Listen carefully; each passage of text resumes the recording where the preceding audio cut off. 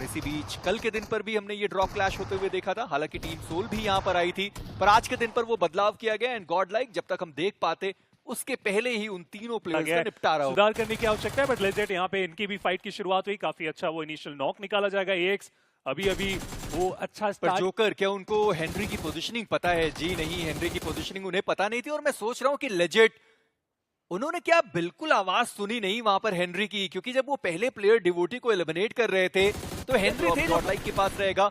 वहीं पर team Aryan aimbot वो कहीं और फंस गए। ऐसा ना हो कि वो प्लेयर हो जो रिकॉल करने के लिए गया था और वो वहां पर डाउन हो जाए, फिर तो दिक्कतें थोड़ी ज्यादा बढ़ने वाली है। वो इंतजार करने का डिसीजन जो कि बहुत ज्यादा बेहतर, आप जल्दबाजी इस तरीके से नहीं करना चाहोगे। शुरुआत ओजी की जरूर यहाँ पे बेहतर हुई है, लेकिन अगर इस फाइट को नहीं संभाला गया तो थोड़ा मुश्किल हो सकता है। लेकिन विक्टोरियस समर्स उनके खिलाड़ियों के पास तो वो एचपी तक हम नहीं देख पा रहे। वेनम उन्हें भी गिराया जाएगा, मैच से बाहर का रास्ता दिखा दिया गया है। स्केरी जॉर्ड एचपी उतनी खास है नहीं, रीसेट करने का मौका नहीं, क्योंकि वो फर्स्ट एड और वो बैंडेजेस उतनी अच्छे तरीके से उनके पास है नहीं, और इसका फायदा काफी आसानी से आतंकी उठाएंगे जाएंगे। एक तरफ से विस्गॉड और दूसरी तरफ से आतंकी, और दोनों ही के बीच में वो सैंडविच चंदन को गिराया जाएगा। हालांकि कंफर्मेशन मिला नहीं है। विस्गॉड जो कि एक अलग एंगल से थे, वो एक अलग खिलाड़ी को जाके क्रैक कंफर्म करने के लिए जाना चाहते थे, पर उससे पहले वो रिवाइवल एग्जीक्यूट हुआ।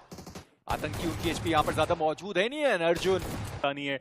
लेकिन देखना चाहूंगा कि ऑटोबॉट्स का वहां से अटैक करेंगे, बट फीनिक्स बिना इंफॉर्मेशन के आगे गए। जोकर पूरे तरीके से तैयार थे, दो खिलाड़ियों को गिराएंगे, कंफर्म भी करने में हुए कामयाब। और अब नेबुला के एक खिलाड़ी इस पूरे एरिया में मौजूद, क्योंकि आदि वो तो काफी ज्यादा दूर थे, लेकिन जंप करके सरप्राइज करने का जो ट्राई था वो कारगर साबित हुआ नहीं। जोकर क्या अकेले ही 3 खिलाड़ियों को परेशान करेंगे? इंतजार करना पड़ेगा, क्योंकि बैकलाइन में गए, टाइम डिमांड कर रहे। थर्ड पार्टी स्प्रेस के कारण यहाँ पे जोकर को गिराया जाएगा। स्लग K9 बहुत अच्छा यहाँ पे अटैक, और उसका फायदा नेबुला को यहाँ पे जरूर मिल सकता है। काफी ज्यादा लेट हो गए सोल के बाकी प्लेयर्स, और लेजेंड ठीक है अकेला प्लेयर वहां पर है, पर अभी तक जो परफॉर्मेंस हमने लेजेंड का देखा है वो उच्च स्तर का देखने को नहीं मिला, जैसे हमने पहले लेजेंड को खेलते हुए देखा है। वहां पर 1v1 की फाइट लेने के लिए गए और उनको वहां पर एलिमिनेट किया गया। और टीम सोल उन्होंने पहले ही अपने 2 रिकॉल का इस्तेमाल कर लिया था। क्राटोस ने परेशान बहुत किया है, और नेबुला को वो जो 3 फ्रैग्स थे वो भी यहाँ पर मिल चुके हैं। टीम सोल वो अभी भी यहाँ पर फाइट लेना चाहते हैं, और 2 जो बाहर प्लेयर हैं वो सीधा अंदर आने के लिए तैयार नहीं। ऊपर की साइड पर एक मोलोटॉव डाला गया था, पर S12K का शॉट कनेक्ट करने की कोशिश करी जाएगी, पर वो नाकामयाबी हाथ लगी क्राटोस की। और वो एक चैलेंजिंग इनके लिए रहेगा, कोई फर्क नहीं पड़ता। इंडिविजुअल स्किल्स काफी बेहतर, लेकिन उतना ही ज्यादा ऑलरेडी है, वो आउट नंबर है। यहाँ से वो ज्यादा एक्सटेंड नहीं करने वाले उस पूरे बैटल को। एक अच्छा ग्रेनेड आया, मुश्किलें यहाँ पे खड़ी की जा सकती है। K9 की स्लग ऑटोबॉट्स के ऊपर हावी होने की कोशिश, और इसी के कारण एलिमिनेशन केवल 2 ही वो फिनिशर निकाल पाए, और पहली टीम यहाँ पे एलिमिनेट हो रहे 15 मिनट के बाद। लेकिन मैट किंग वो हल्का सा गैप तो रखना ही पड़ेगा एक खिलाड़ी से दूसरे खिलाड़ी के बीच में। बैकलाइन से भी शॉट्स आ रहे हैं, तो ऐसे में प्लेइंग एरिया मैट किंग के पास कोई बहुत ज्यादा नहीं है, और कुछ बेहतर ग्रेनेड एलिमिनेशन का कारण बन सकता है।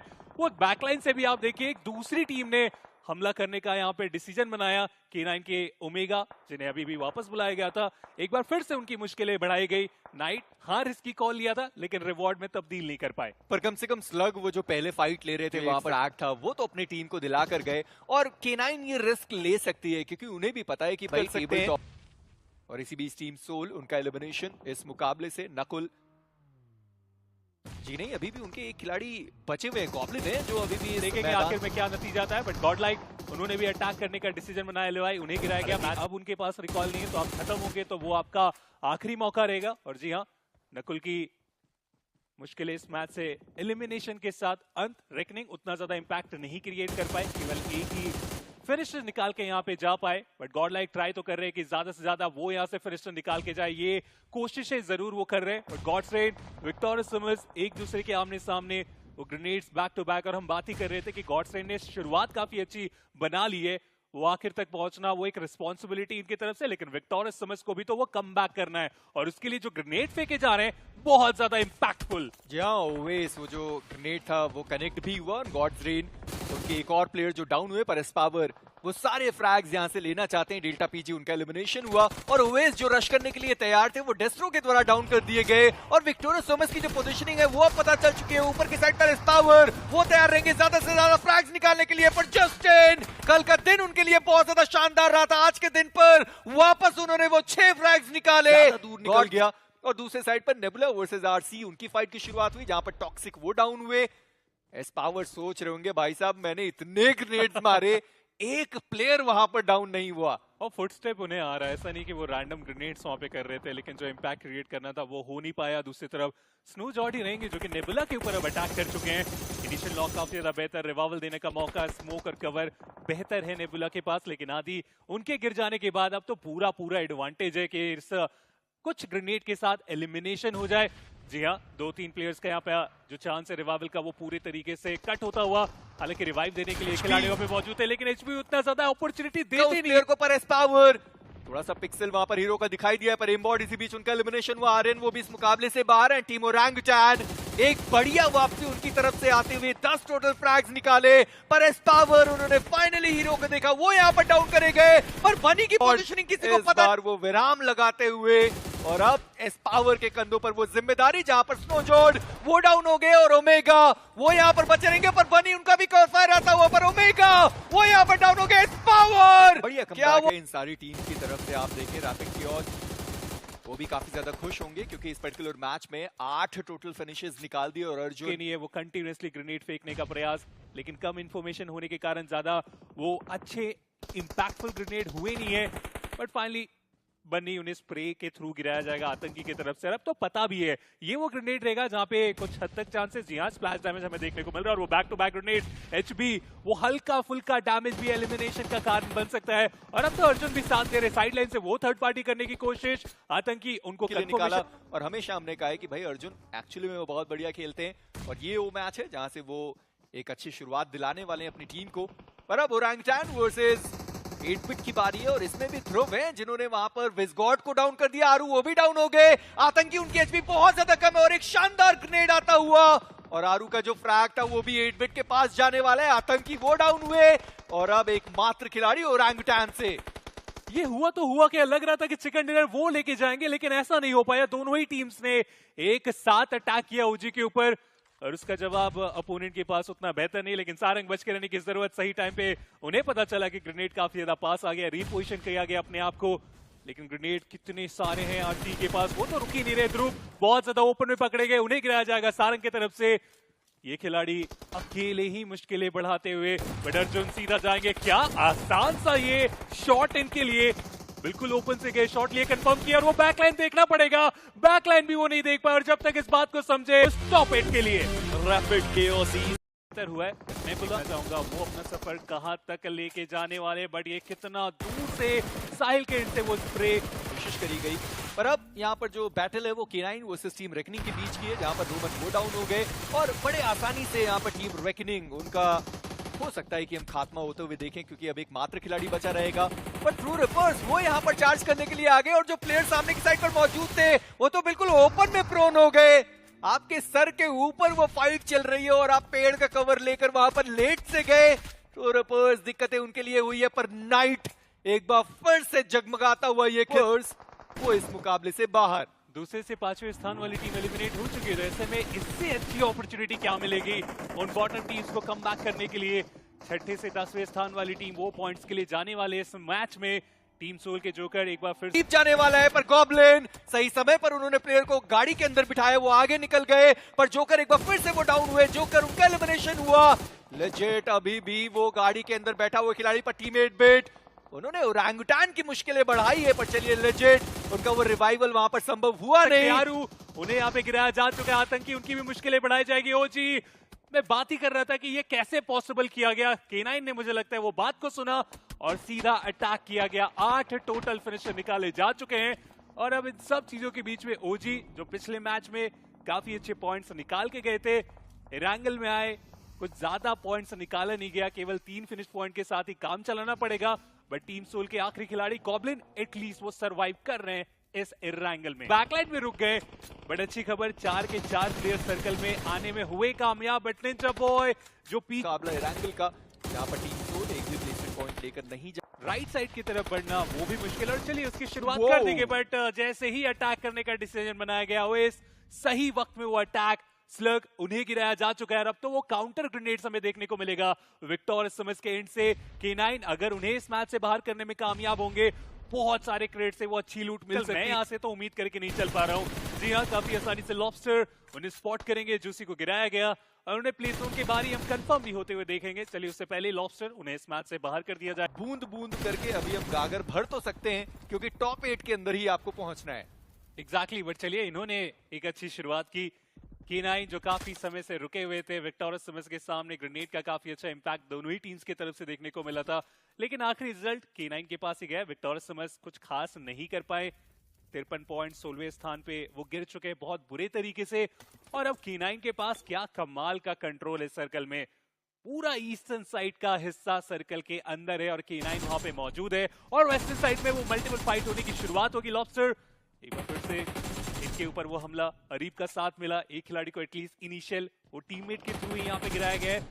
मैट किंग बहुत पहले इन अपार्टमेंट्स की तरफ आ गए थे, उसके बाद भी कुछ खास पॉइंट्स कमा के नहीं जा पाए और एक साधारण मैच। बट चलिए एवरेज एटलीस्ट उन्होंने मेंटेन किया। वो 6 फिनिशेस भी निकाले और कुछ डिसेंट प्लेसमेंट। क्योंकि जोन का बड़ा हिस्सा उनके पास है।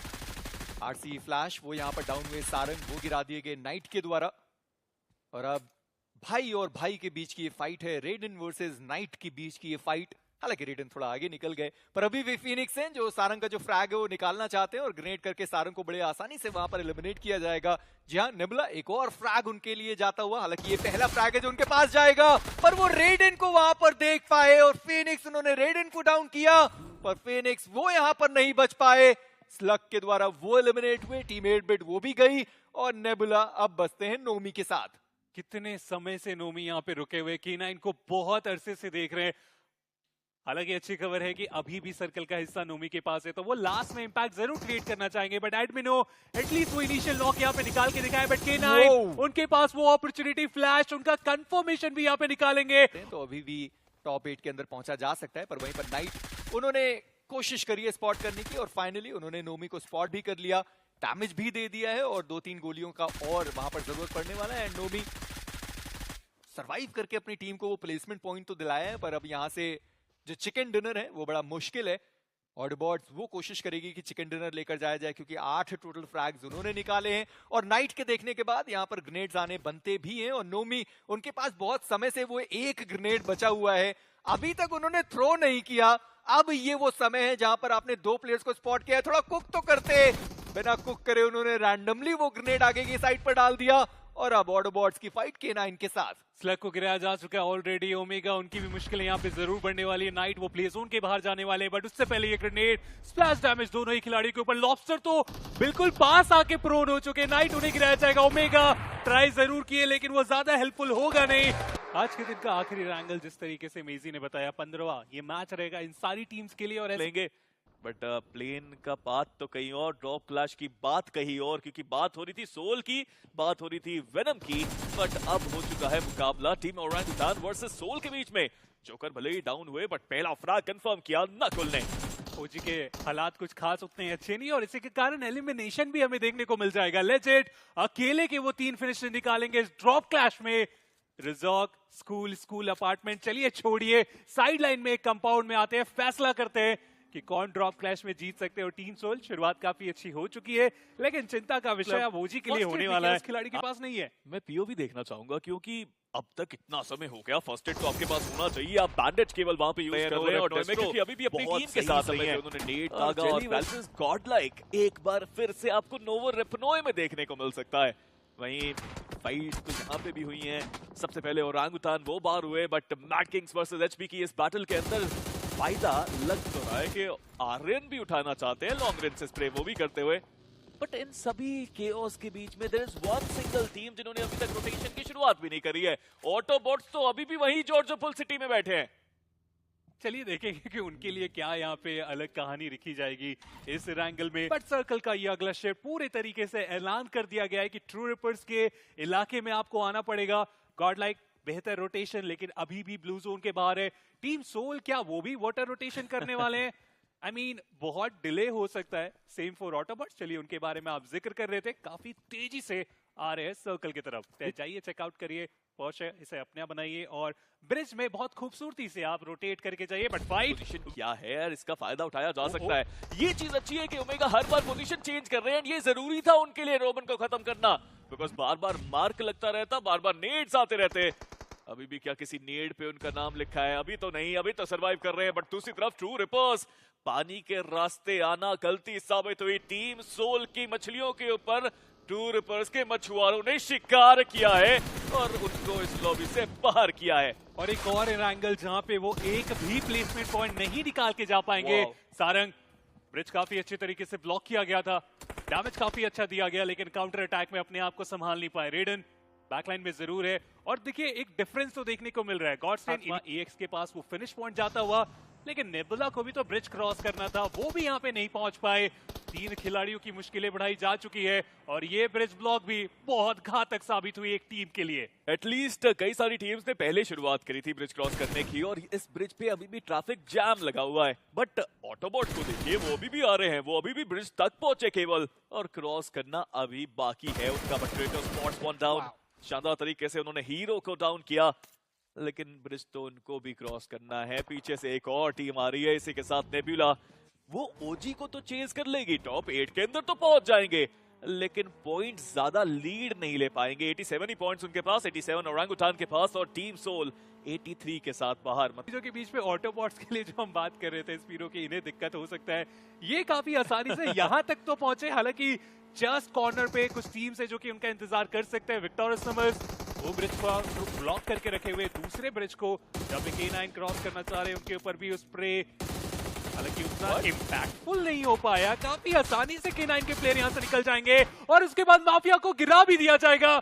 ये ब्रिज ब्लॉक करना आप ही को भारी पड़ गया, कुछ खास ना करके जाए इसका ध्यान रखा गया। स्लग अब ये इत्मीनान से बैकलाइन से आ रहे हैं और ये भी कुछ शॉट्स लेंगे, ये भी कुछ कनेक्शन बनाएंगे, और रिवाइवल जो ओमेगा को जरूरत है उसे काफी आसानी से देने की कोशिश थी, लेकिन ओएस वो इंतजार कर रहे थे और एटलीस्ट कुछ कंफर्मेशन के पॉइंट्स तो यहाँ पे लेके जा रहे हैं। ये कैसे पॉसिबल हो पाया है? यहाँ तो आराम से जीतना चाहिए था। विक्टोरियस सिमर्स के प्लेयर्स वहां पे थे, ब्रिज ब्लॉक चल रहा था, 2 प्लेयर्स एक जाने की बारी आ चुकी है एक बार फिर से ऑटोबॉट्स के लिए। दूसरी तरफ बनी, वो गिर के नॉक हो जाएंगे और ये चिंता का विषय। ध्रुव, उन्होंने भी फाइट की शुरुआत की है और ये सारे बैटल सर्कल के अंदर जाने की कोशिशों में होती हुई बनी, उनका कंफर्मेशन जस्टिन के पास जाता हुआ।